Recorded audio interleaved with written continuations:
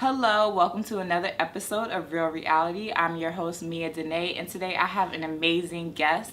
She has done so much in the entertainment industry in general. She's a Broadway actor, singer, dancer, fashion designer. She just does so much. So I just want to introduce you to Miss Vivian Reed. Thank you so much for sitting down with us at Real Reality and just talking a little bit about your career. For those people who don't really know you and your career, can you just say like kind of how you got involved in the acting? entertainment industry? Yeah. Well, I was born a classical singer, and I come from Pittsburgh, Pennsylvania. And my mother and father said that I was making melodious tones at 3. I don't remember that. But anyway, they took me to study at the Pittsburgh Musical Institute at the age of 8, and I studied with a lady by the name of Romaine Russell. Then after high school, I received a scholarship to Juilliard, which is my reason for being in New York. And after about 3 years of that, then I got a recording contract and did that for a while. Not really too many big successes in that. That's not really my thing. But then I got into theater and absolutely enjoyed it. It Don't Bother Me, I Can't Cope, and Sophisticated Ladies, Bubbling Brown Sugar, just a bunch. And then maybe about 10 years ago, I taught at Berklee College of Music, where I taught performance and voice. And just telling people basically what the business is all about and what they can expect after graduation, and preparing them for show business in the real world. Okay, so you can kind of say you're like a prodigy in a sense, that you started so young and you've been training for so long. Yes. Would you say that's one of the reasons that you have so much longevity in your career? I would say yes. I think it's very important because I think a lot of parents push their kids into show business because they see people on television and they think, okay, this is fun. You're gonna love it, and the kids may not even want to do it. But I think if you have a passion for it, you then have to work on your craft so that when something comes along that you are ready. And I studied dance for about 20 to 25 years, along with the acting and the singing. The singing came first, and then the dancing, and then the acting. But yes, you want to be ready. You want to know your craft, and sometimes it means taking a job that you may not be getting paid that much for, but just the experience that you get out of it, which can add to your resume and add to what you know about your craft. Very important. So for you was getting so many different experiences. I guess one of the reasons you feel like you've had so many opportunities because you've done singing and dancing and acting. You've done so many different things. Do you feel like that's another thing, you have to be multi-talented in this industry? Well, I would say with singing, I was able to work different areas within that. Meaning, for instance, I'm very at home in the recording studio. At the same time, I'm equally at home in concerts or in a nightclub. And at the same time, I'm very much at home in theater. And these are totally different 3 parts of show business. I would just say that I noticed that a lot of singers today riff, meaning bending a phrase. And there's nothing wrong with it because certainly I do it. But I think if you work in a place like Vegas, and where they really call for middle of the road material because the people that cater to Vegas are people, they mainly know certain kinds of pop songs, they know standards.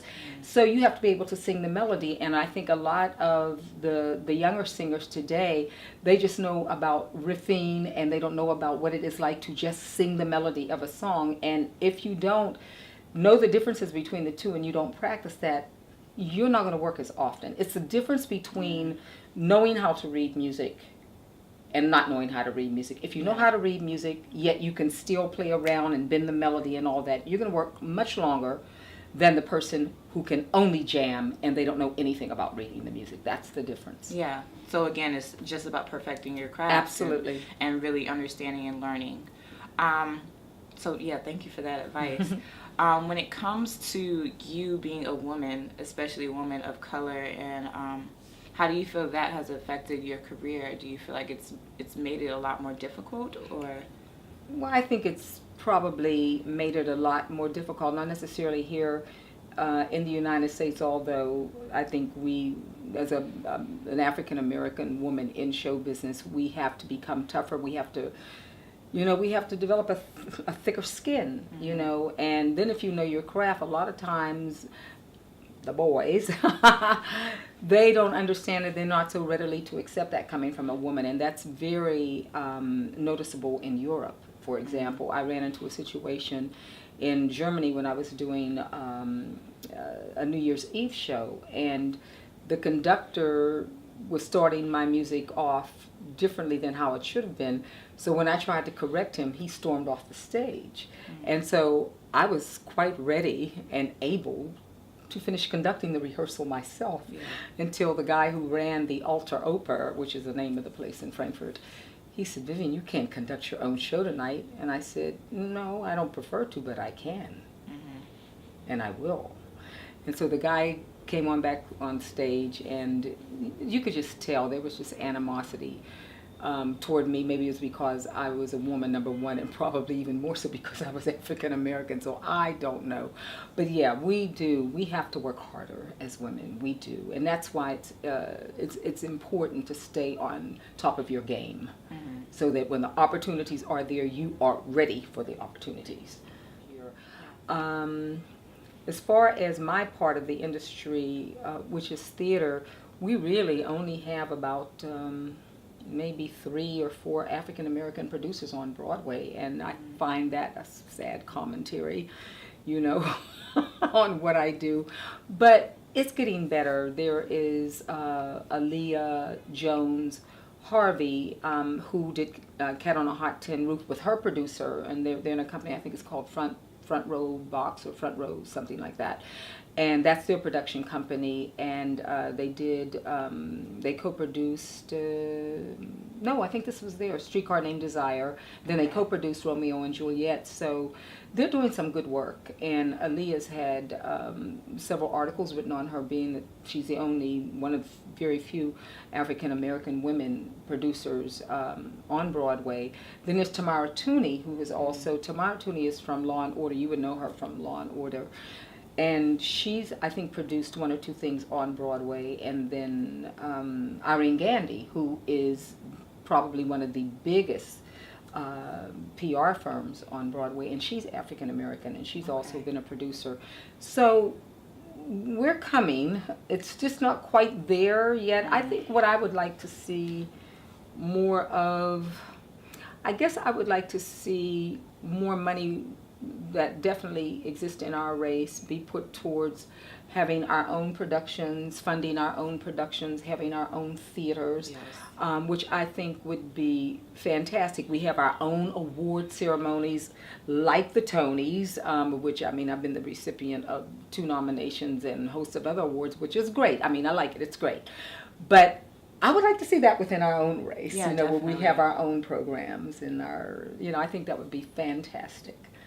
So with you, I know you have your show now, your one-woman show. Yes. So is it also called Bubbly Brown Sugar, or is it No, just not Vivian at all. Reed? Just Vivian. It's called An Evening with Vivian Reed. Bubbly Brown Sugar was one of the shows that I did on Broadway, and I love it. And actually, I sing one of the songs, God Bless the Child, from that show. But the June 19th will be my last show. It's been an encore presentation. We've had 4 of them because the clubs said, they wanted me to keep coming back and keep coming back, and we were sold out, and everything's been going great. But the one on the 19th at 9:30 at 54 Below, 254 West 54th Street.